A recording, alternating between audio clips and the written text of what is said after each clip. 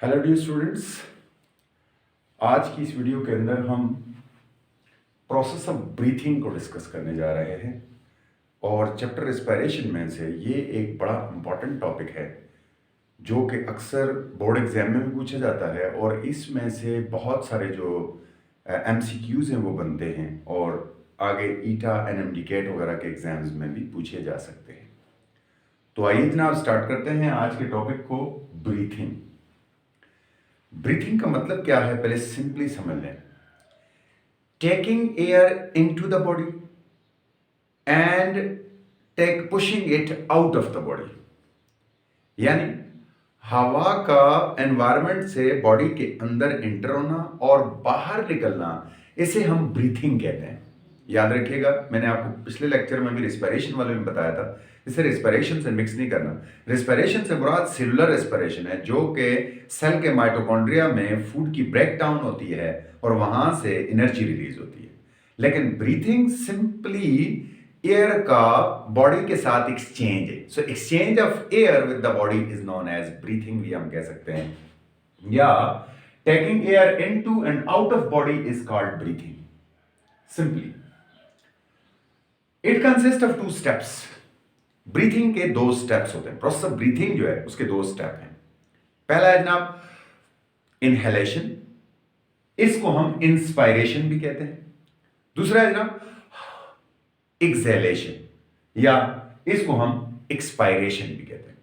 सो inspiration या expiration या inhalation और exhalation are the 2 steps of process of breathing. जो ब्रीथिंग का प्रोसेस है इसके 2 मेन स्टेप हैं, वो है इनहेलेशन और एक्सहेलेशन। तो वन बाय वन हम इनको स्टेप्स डिस्कस करते हैं और इनके मैकेनिज्म को देखते हैं कि इनहेलेशन के दौरान क्या होता है और एक्सहेलेशन के दौरान हमारी बॉडी में क्या चेंज आता है। तो सबसे पहले इनहेलेशन को देखते हैं। Taking air into the body is known as inhalation, यानी हवा का बॉडी के अंदर जाना, इन होना, वो इनहेलेशन कहलाता है। It is a passive process, sorry it is an active process. Active और पैसिव प्रोसेस में क्या फर्क है, प्लीज जब ये दोनों टर्म्स आपके सामने आए तो आप समझिएगा कि एक्टिव प्रोसेस बॉडी में वो प्रोसेस हैं जिनको परफॉर्म करने के लिए एनर्जी की जरूरत होती है, यानी they are dependent on energy. उनके लिए कहीं से कहीं एनर्जी जो है वो प्रोवाइड की जाएगी, तब वो प्रोसेस हो पाएगा। ठीक है, जबकि पैसिव प्रोसेस वो होते हैं जिनमें एनर्जी की जरूरत नहीं होती है, वो खुद ब खुद हो जाते हैं। ठीक है जी, आप देखते हैं जनाब, अगर ये एक्टिव प्रोसेस है तो इस दौरान होता क्या है। इस दौरान क्या होता है, सबसे पहले चेंज आता है कॉन्ट्रैक्शन ऑफ मसल। याद रखिएगा, जब भी हमारे मसल कॉन्ट्रैक्ट होंगे तो इनको एनर्जी की जरूरत होगी, एनर्जी यूटिलाइज करके कॉन्ट्रैक्ट होंगे। तो इस दौरान जो जिन्हें हम रेस्पिरेटरी मसल या ब्रीथिंग मसल कहते हैं, वो दोनों कॉन्ट्रैक्ट होते हैं। कौन से होते हैं जी? नंबर 1 इंटरकॉस्टल मसल, हमारी ये जो पसलियां हैं जिनको हम रिब्स कहते हैं, रिब्स के दरमियान में ये रिब्स हैं, इनके दरमियान में यहां पर इस तरह से मसल अटैच होते हैं बेटा, इनको कहते हैं इंटरकॉस्टल मसल। सो इनहेलेशन के दौरान ये इंटरकॉस्टल मसल कॉन्ट्रैक्ट होते हैं और रिब्स को एक दूसरे के करीब खींच लेते हैं। राइट, एक बात ये होती है। दूसरे नंबर पर जो दूसरा मसल आपके ब्रीथिंग में इन्वॉल्व है वो है डायाफ्राम। डायाफ्राम आपके चेस्ट कैविटी और एब्डोमिनल कैविटी को अलग करने वाला एक बड़ा सा मसल है यहां, जो यूं डोम शेप होता है, ऐसे करके डोम शेप होता है नॉर्मल हालत में।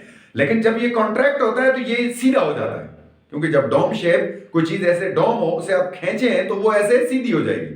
तो जब ये कॉन्ट्रैक्ट होता है तो ये थोड़ा सा सीधा हो जाता है। तो यहां जरा इस फिगर पर आप गौर करें। जब दिमाग के लास्ट पार्ट यानी मेड्यूला ओब्लांगेटा से नर्व इंपल्स, जो कि वहां रेस्पिरेटरी सेंटर मौजूद है, वहां से एक दो नर्व जनरेट होती हैं। एक होती है जनाब इंटरकॉस्टल नर्व, दूसरी होती है जनाब फ्रेनिक नर्व। जब इन दोनों नर्व से जो इंपल्स है वो जनरेट होती है, सबसे पहले इंटरकॉस्टल मसल जो है, नॉर्मली हमारी रिब्स जो है वो इस कंडीशन में है, यूं। ठीक है, जब नर्व इनको पहुंचती है, ये आपस में खींचती हैं, एक दूसरे के करीब जाती हैं, तो यूं एलिवेट हो जाती है, तो हमारी चेस्ट ऊपर की तरफ उठ जाती है। एक डायाफ्राम नॉर्मली यू डोम है, राइट? जब ये पुश होता है, जब इसको कॉन्ट्रैक्शन मिलता है तो ये थोड़ा सा सीधा हो जाता है, और इस तरह इनकी वजह से जो हमारी चेस्ट कैविटी है वो ऊपर को उठ जाती है, उसके बीच में वॉल्यूम बढ़ जाता है, और इसके नीचे आने से, डायफ्राम के नीचे आने से भी चेस्ट कैविटी का इंटरनल वॉल्यूम इंक्रीज होता है। So during the inhalation, the intercostal muscle and diaphragm contract and result in the upward and outward movement of the thoracic cavity. ये छाती की कैविटी से चेस्ट कैविटी भी कहते हैं, थोरेसिक कैविटी कहते हैं। जब इंटरकॉस्टल मसल की वजह से ये अपवर्ड मूव करती है, और ये जो डायाफ्राम है ये जब डाउनवर्ड जाता है तो internal space, the movement of diaphragm, the diaphragm will move downward and become less dome shape, so space will be created in the chest. हमारी चेस्ट के अंदर नॉर्मल से ज्यादा एक बड़ी स्पेस क्रिएट हो जाएगी, ये खुल जाएगी और अंदर एक स्पेस क्रिएट हो जाएगी। और याद रखिएगा यहां पर सेक्शन पंप मैकेनिज्म काम करेगा। एयर की ये खूबी है कि वो किसी भी जगह में स्पेस नहीं बनने देती जमीन के ऊपर। जहां पर भी हवा कम होती है तो फौरन दूसरी जगह की हवा वहां रश करती है, इसीलिए विंड चलती है। याद रखिएगा, एक इलाके की हवा जब ठंडी गर्म होकर ऊपर उठती है तो दूसरे इलाके की हवा फौरन ठंडी उस जगह पर मूव करती है, और हमें बहुत बड़ा स्ट्रॉन्ग कभी कभी दिखता है। तो बिल्कुल ऐसे ही होता है जब अंदर वैक्यूम जनरेट हो जाता है, राइट? पेलुरल कैविटी, चूंकि पेलुरा उसके ऊपर बिल्कुल एक गुब्बारे की तरह पैक है, उसके अंदर जब एक स्पेस क्रिएट हो जाता है तो बाहर से रश करके हवा अंदर इंटर होती है, और यूं हमारा इनहेलेशन हो जाता है और एयर अंदर तक पहुंच जाती है। द मूवमेंट ऑफ स्टर्नम की बात करते हैं। Sternum will move away from the vertebral column, space will be created in the cavity. Partial vacuum की बात करें, during the movement of the intercostal muscle and diaphragm, the partial vacuum is generated in the chest cavity which will reduce the pressure on the lungs। lungs के ऊपर pressure कम हो गया है, and what will happen, section pump mechanism will work। जैसे मैंने कहा air किसी जगह को खाली नहीं छोड़ती। when the lungs expand and try to fill the pleural cavity, अब फेफड़े थोड़े से फैलेंगे, प्लूरल कैविटी को भरने की कोशिश करेंगे, तो फेफड़ों के अंदर जो है क्या होगा, अब pulling air into the lungs will call the section pump and mechanism, and in case of inspiration, अब जब लंग्स के अंदर स्पेस जनरेट होगा तो वो एयर को बाहर से पुल करेगा अंदर की तरफ, और हम जैसे ही मुंह खोलेंगे तो हमारे रेस्पिरेटरी सिस्टम, हमारे जो रेस्पिरेटरी ट्रैक है उसमें से एयर सीधी लंग्स में जाके भर जाएगी। So entry of air due to the section pump mechanisms, air move into the lungs and this process is called inspiration. I hope कि आपको ये समझ आया होगा। सिंपल दो बातें हैं, इंटरकॉस्टल मसल, डायफ्राम दोनों कॉन्ट्रैक्ट हुए। जब इंटरकॉस्टल मसल कॉन्ट्रैक्ट हुआ तो क्या हुआ कि हमारी जो चेस्ट है, स्टर्नम है, ये अपवर्ड मूव होगी, क्योंकि रिब्स ऐसे हो गई, ऐसे जब इनको पुशिंग मिली तो ये एक दूसरे के करीब आने से ये इनकी कर्व शेप है वो थोड़ी सीधी हो गई, और सीधी होने से ये हमारी चेस्ट उठ गई। डायफ्राम डोम था, जब कॉन्ट्रैक्ट हुआ नीचे चला गया, चेस्ट कैविटी के अंदर वैक्यूम क्रिएट हो गया। जब वैक्यूम क्रिएट हो गया तो लंग्स ने फैल कर उस वैक्यूम को भरने की कोशिश की। जब लंग्स के अंदर जो है वो हवा का प्रेशर कम हो गया तो फौरन सेक्शन पंप मैकेनिज्म से एयर अंदर पुश कर रश करके इंटर हो गई, और दोनों मसल को कॉन्ट्रैक्ट करने के लिए एनर्जी की जरूरत है, इसलिए हम कहते हैं this is an passive process. अगले चलते हैं जनाब, that was one active process. अब चलते हैं जनाब पैसिव प्रोसेस है एक्सहेलेशन की तरफ। एक्सहेलेशन क्या है? Taking air out of the body.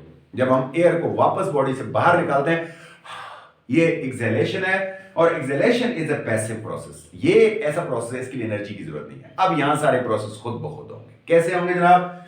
First of all relaxation of muscle, intercostal muscle relax होंगे, चेस्ट वापस अपनी नॉर्मल पोजीशन पे जाएगी।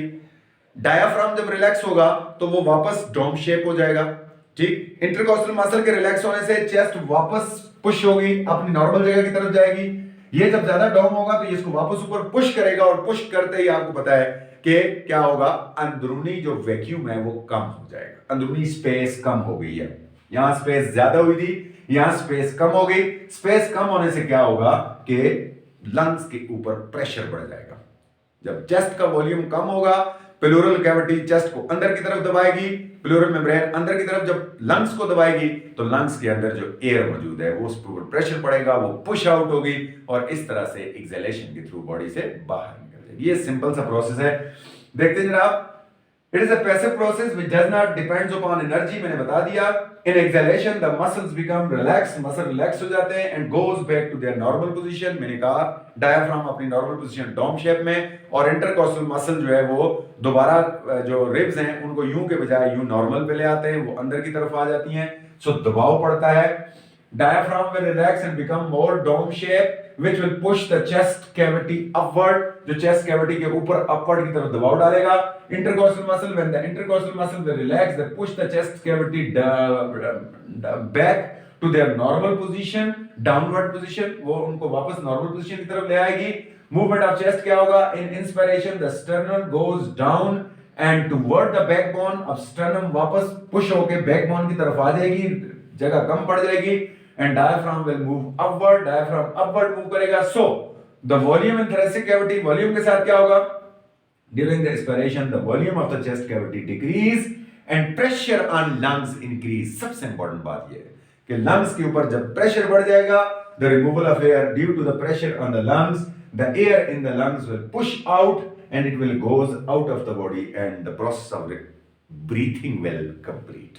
इस तरह से जो मसल रिलैक्स होंगे, एनर्जी की जरूरत नहीं है, चेस्ट कैविटी वापस अपनी पोजीशन पे जाएगी, लंग्स के ऊपर प्रेशर डालेगी.